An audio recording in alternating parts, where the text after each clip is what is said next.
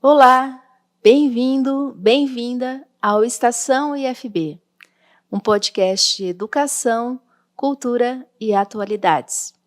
Meu nome é Ana Cristina, eu sou jornalista do IFB, sou uma mulher parda, tenho os cabelos grisalhos, cacheados na altura do ombro, uso um óculos redondo e estou aqui no estúdio do Estação IFB com um fundo multicolorido que foi feito pela equipe dos programadores visuais do IFB.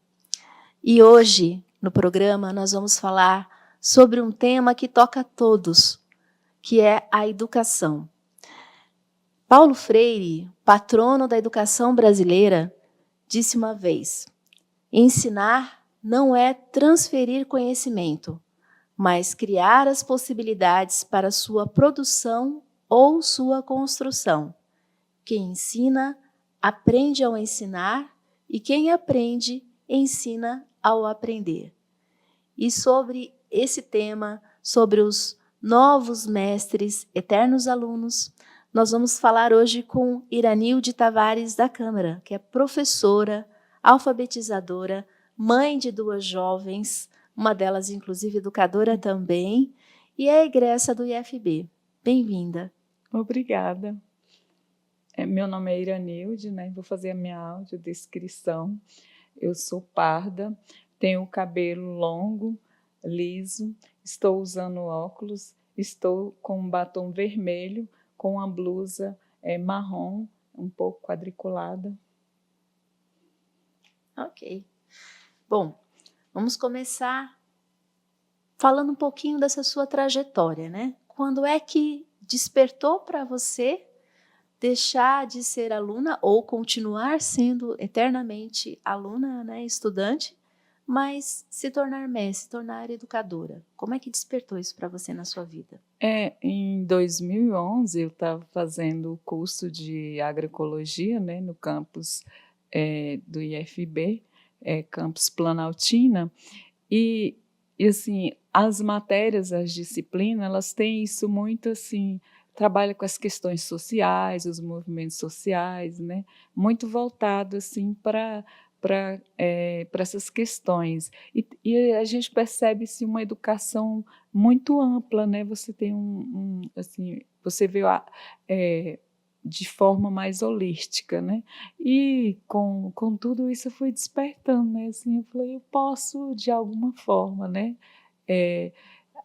Me transformar por mim mesma e também fazer algo por o outro, né? Assim, nessa questão de quem é esse outro, né?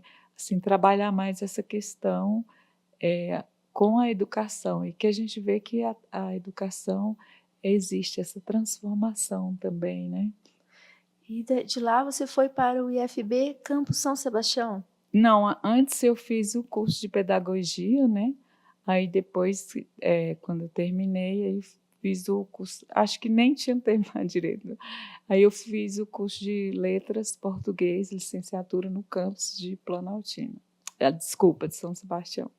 É bem interessante, porque esse seu despertar, você mora na região do Itapuã, Paranoá. Sim. E para quem não conhece, aqui um pouco de Brasília, Planaltina fica um tanto distante, né? Mais ou menos uns 50 quilômetros. Mais ou menos isso. E aí São Sebastião também é um tanto distante, né? E são 2 regiões que Itapuã e Paranoá, essa região, ela está meio no meio das 2, mas são distantes.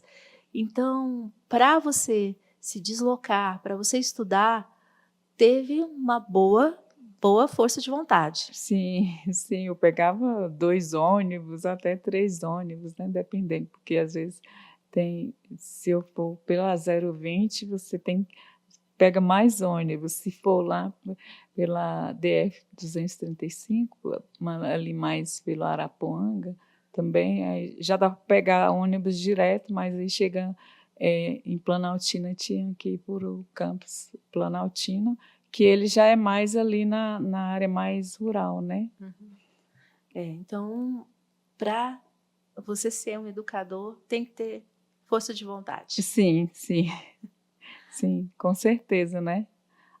Além dessa vontade, né, você precisa buscar o conhecimento também, né. Isso é uma coisa contínua, você sentiu? Porque é uma trajetória. Sim, sim, é uma coisa contínua, né, até hoje eu também ainda estudo muito, né, assim, porque isso eu sinto que é importante, né, no meu dia a dia, né, essa questão da formação. E como foi para você se ver em sala de aula como estudante e, de repente, agora você é professora, você é a educadora? Como foi, assim, esse momento para você? Como você vê isso? Eu acho assim, é um momento, de transformação, né, que, ao mesmo tempo, você pensa, né, ali aquele ser, aquela pessoa que está ali depende de mim de algum modo, né, então eu preciso estar mais preparada, né. Então, assim, a gente sente mais, assim, aquela responsabilidade, né, porque enquanto você é estudante, você tem a responsabilidade, mas, isso envolve só a sua vida, né, mas quando envolve o outro, né, a gente precisa ter mais essa muita cautela, né, e também, como eu falei, essa busca incessante pelo conhecimento, né, porque ali tem alguém que depende, né. Então, mesmo a gente sabe que existe uma troca de conhecimento, mas a gente precisa ter essa formação. E você chegou a ter uma experiência com educação de jovens e adultos e hoje trabalha nos anos iniciais do ensino fundamental. Como que é essa questão do educar adulto e educar criança?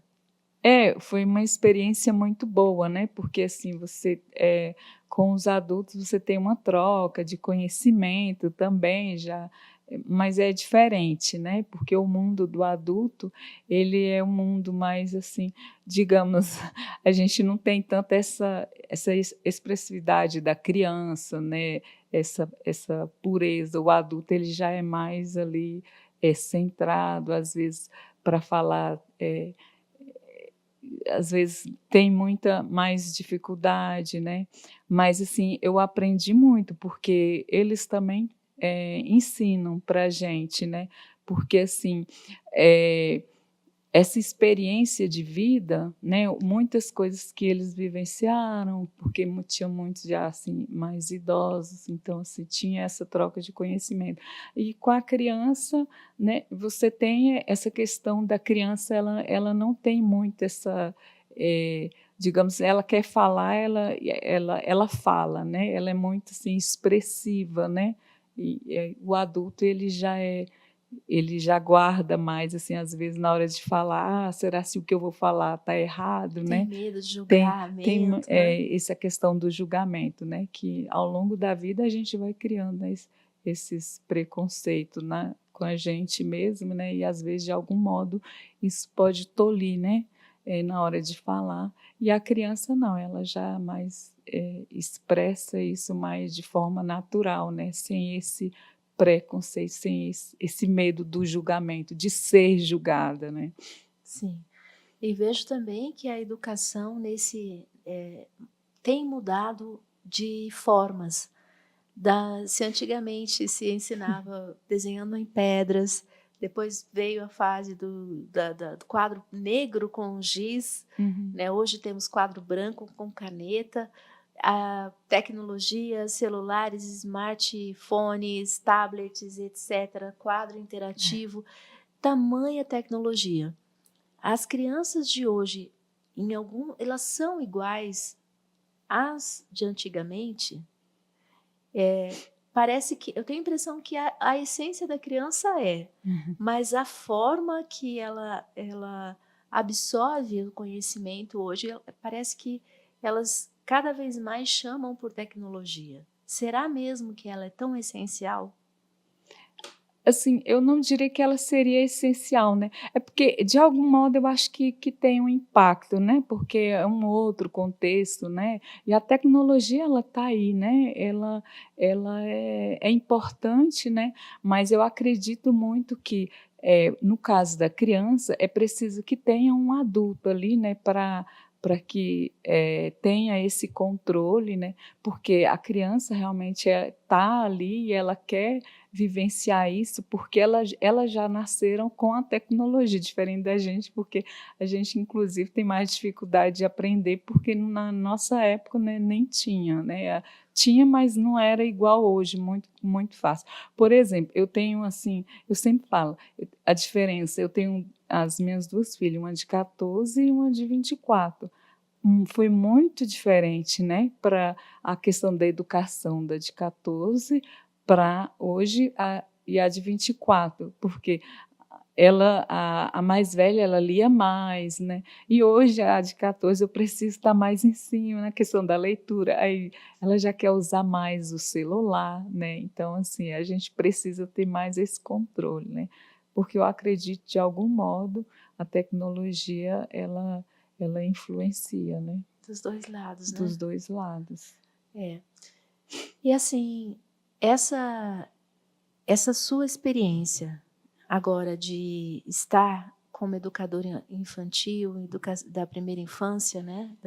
Na verdade, do 1 ao 6, né? Pega um pouquinho mais, né? Porque você já entra depois, no terceiro ano.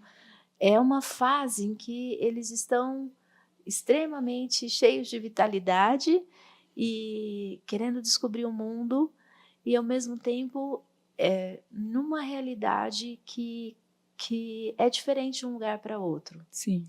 Mas a essência da criança, de vitalidade, de energia, de buscar saber, é sempre a mesma, em qualquer cultura, né? Sim.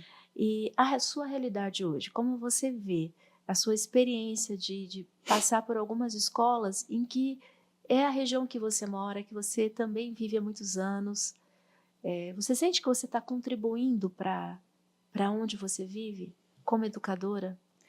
Eu sinto, né? Porque assim, eu vejo que dentro da mesma região administrativa, por exemplo, a gente lá, a regional é Paranoá e Itapuã, há uma diversidade, né, dentro das escolas, né? Porque, por exemplo, tem escola que tem alunos com mais vulnerabilidade, outros alunos já têm mais oportunidades, né? Então, assim, é muito diversa.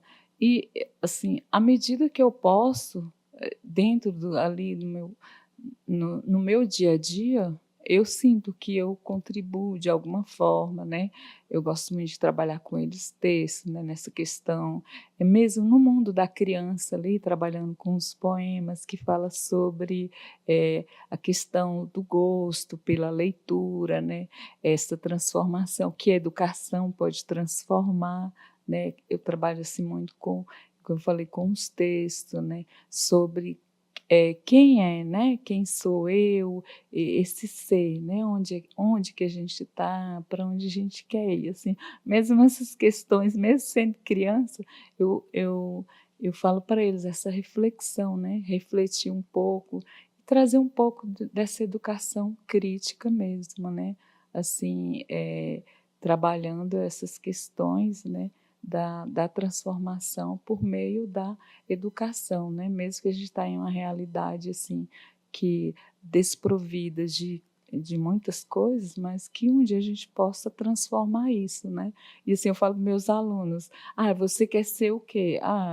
Estudar, continuar estudando, quer ser um médico, um bombeiro. Você tem que começar a estudar hoje, né? É o hoje, né? Então o hoje é importante, né? Então, eu acredito que de algum modo eu contribuo, sim.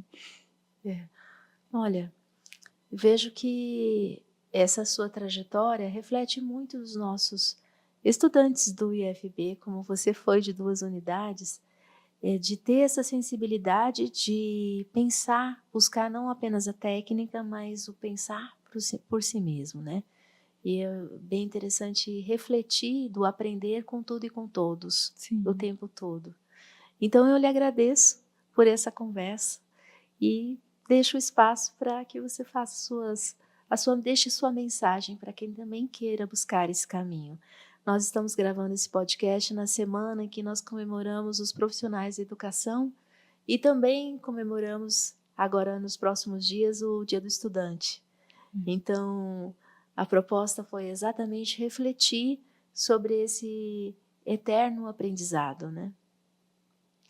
Então, assim, por exemplo, eu mesmo, para você querer ser um educador, se você tem esse desejo, é importante, né? Mas é também a questão de você buscar o conhecimento, né? Porque assim, a gente está aprendendo a todo momento e a gente aprende também com os nossos alunos, né? Ter essa sensibilidade, né? Que ao mesmo tempo que a gente está passando conhecimento, a gente também está aprendendo. É uma troca de conhecimento e, acima de tudo, a vontade. Se eu tenho o desejo, né, então eu preciso ter essa busca também, uma educação de qualidade, né, buscar essa formação continuada, né, seja mesmo dentro da instituição ou seja mesmo por si própria. Obrigada. Obrigada eu. Até mais, até o próximo episódio.